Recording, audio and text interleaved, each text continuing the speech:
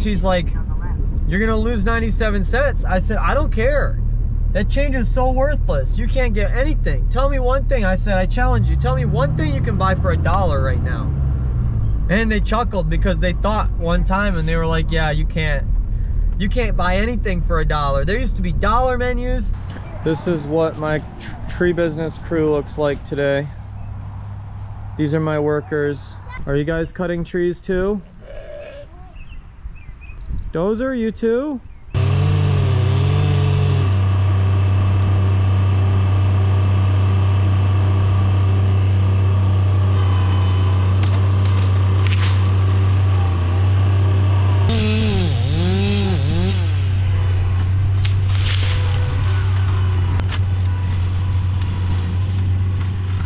All right, cool. So now Serpentine Belt on this truck broke.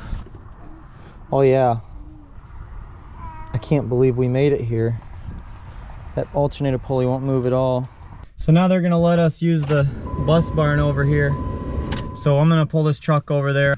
So I think it's drivable, it's just not gonna have power steering. So I'll struggle my way over there. I wish I had a light with me.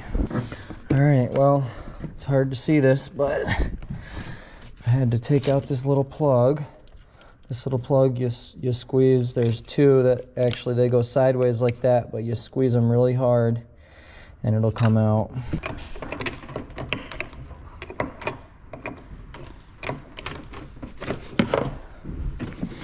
There. It is a 12. All right.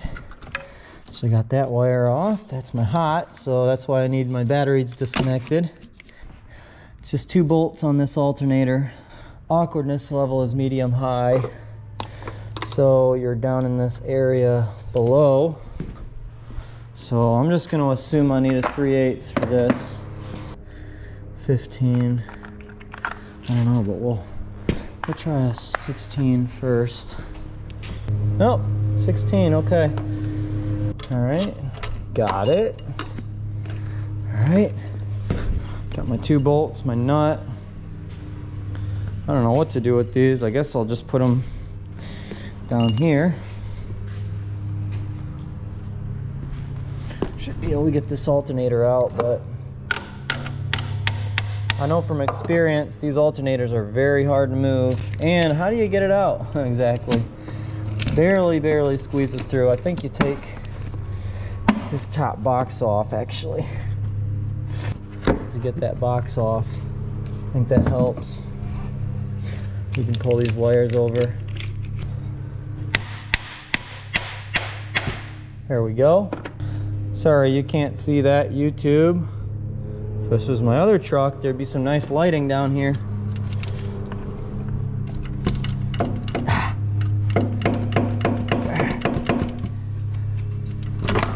Okay.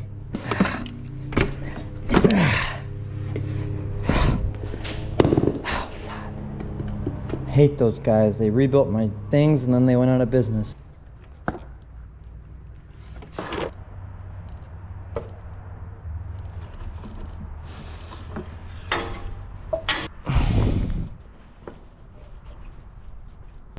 Who's in charge? I want to talk to the boss. That's you. Oh yeah, that's right. Hey.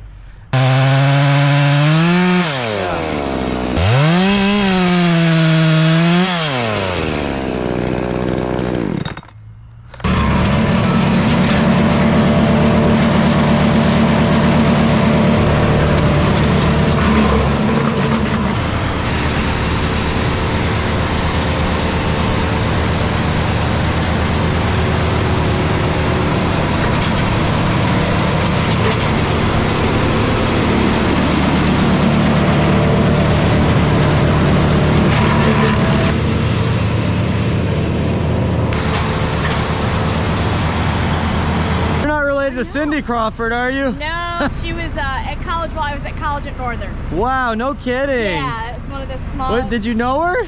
No, she lived 2 floors above me. I got her mail sometimes. That's funny. Wow. For those moments of a small world. Yeah. Wasn't she back in the day when like skimpy photos were still with all their clothes on? Yep. Yeah, Yep, yeah. yep, back in the late 80s. I never looked at any pictures like that in my life, so Never. I don't know who that is at all. All right, let's get packing. You know where that goes, babe. She's great. I love my wife. I mean, can you imagine who else has their wife come out to work? I know, and little.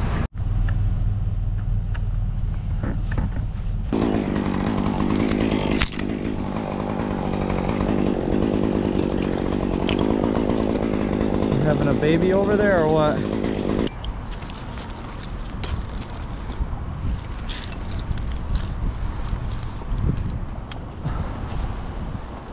Okay, almost there.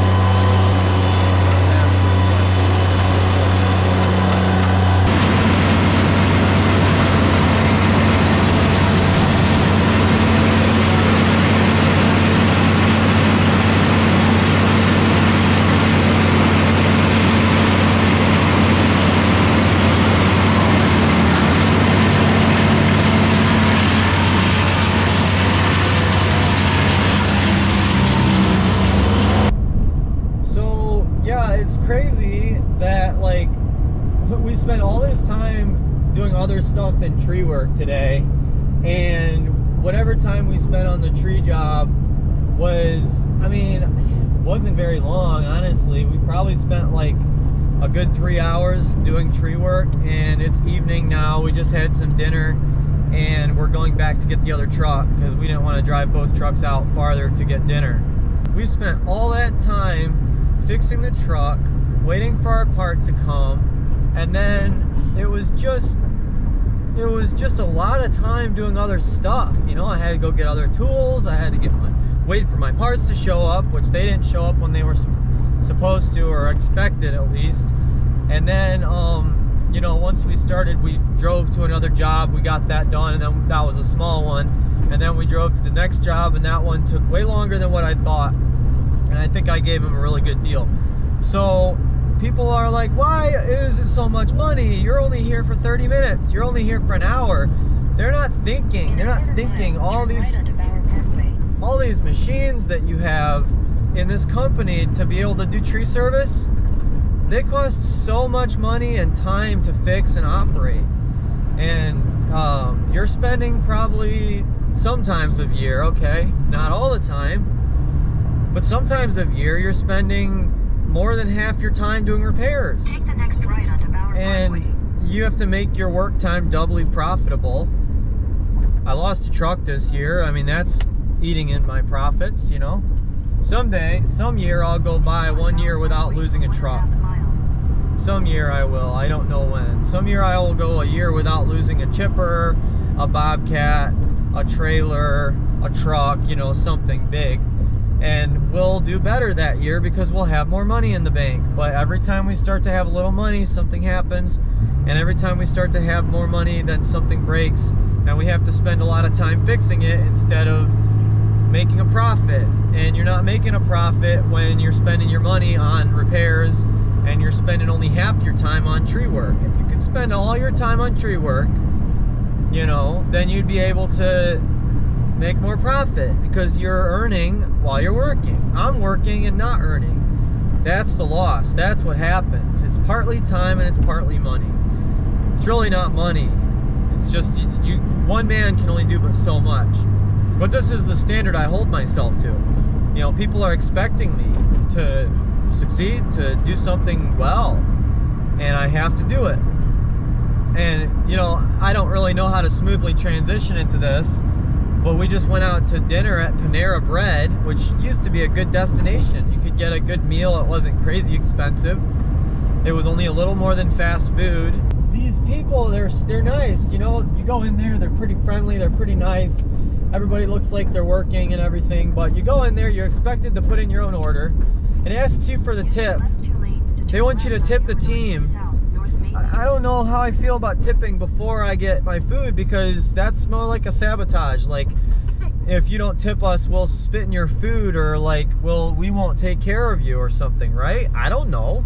How do you even know?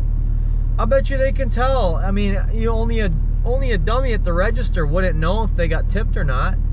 Especially I paid in cash, so they could have known if I tipped because I would have had to put cash in the tip jar. But I'm not gonna tip somebody for taking my order, and I thought about tipping her too, but then I was like, well, if she took my order, that's fine, and then the next guy is gonna hand me my food, and I'm gonna have to tip him too, and I'm gonna have to tip the other person, because I don't believe in just tipping everybody. This isn't communism. And, you know, and then I asked for a butter knife, and the guy gives me a plastic knife, and I was like, is this what you guys are doing now? You don't have metal knives? And he's like, well, right now we don't.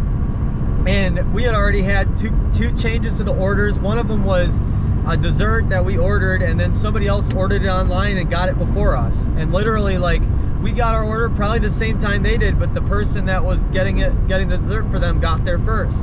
Our person was about to go get them, and they were gone. And we saw them behind the glass, you know? And then they changed, they kept calling my name, and I was like, okay, I'm gonna go look what's going on, why are they calling me? And he said, yeah, we don't have the bread for your sandwich. I said, okay, then use this other bread, whatever. So then with the butter knife thing, I'm like, this is the last straw. What is going on in this restaurant? Like, this place is empty. They can't serve people. Like, nobody's really fulfilling the expectation at this restaurant. They want you to tip before you make your order, and you have to clean up your own mess. And you're a rude person if you don't clean it up. What is the world coming to? I know you guys are thinking the same thing. They changed the world after COVID-19. They changed everything. Everybody thought this was a perfect opportunity to try to figure out a way to grab a little bit more money from regular people that are just trying to make it. And of course, money's worthless now, which is a whole other topic. I don't even take quarters anymore. I don't even take, I had a thing I bought today that was, you know, $6.03, and I said, I don't want any change. Keep the change. And she's like, you're gonna lose 97 cents. I said, I don't care. That change is so worthless. You can't get anything. Tell me one thing. I said, I challenge you. Tell me one thing you can buy for $1 right now. And they chuckled because they thought one time, and they were like, yeah, you can't buy anything for $1. There used to be dollar menus. Yeah, you could get all kinds of stuff for $1. Now anything you buy, it's one-time use trash. You can't even buy food at McDonald's for $1. Ice cream cone used to be $1, and that was a lot back then. For a long time, it was $1. Anyway, I'm going crazy right now because somebody out there is trying so hard to change the world, and they're making it worse and worse and worse and worse. and they think diversity, equity, inclusion is somehow going to save us, instead of just making everybody try to have some morals, abide by a standard code of beliefs and morals that says do right, there's one right, and then everything else is wrong. You know, you can't have more than one rule of right and wrong. There's right is right and wrong is wrong. And when you try to go messing with stuff like that, all society goes to hell. And that's what's happening right now. Lots of money being wasted on the wrong things. This is why they continue to inflate the money. Because if they deflate the money, it's going to make them look bad. They'll inflate the money until there's a new president. When there's a new president, they'll drop it on him. That's what's going to happen. You know? And this thing has to come down. You threw the ball up. It has to fall. It always falls down. Gravity is incontrovertible in the financial sense. You can't put all this fake money and everybody's just spending it anyway. What if there was $10 billion extra in the world and everybody that used that money spent it on drugs, right? And all that money now it belongs to drug dealers, right? What are drug dealers doing with money? They're growing a bigger drug kingdom, right? So the more money you put into something stupid, the more stupid that you get back. And now they're like, we're going to make more money out of thin air, and they're going to do their little manipulations and with the Fed and stuff, interest rates and loaning and all that. They're going to loan money into existence, and they're going to make people more and more poor. The cost of living is going to go up and up and up, and all the normal people are going to be like, oh, you know, $100 used to be worth something. Now it's just paper. It's worth nothing. You need $1,000 to pay something, you know? And it's going more and more in this direction, and people need to wake up, wake up, wake up. Go to the voting booth, do something about it, start talking to people, tell people you should be having child inside of wedlock and not out, because all these stupid ideas come from people that are raised by their mommies, and we all know it. Ah!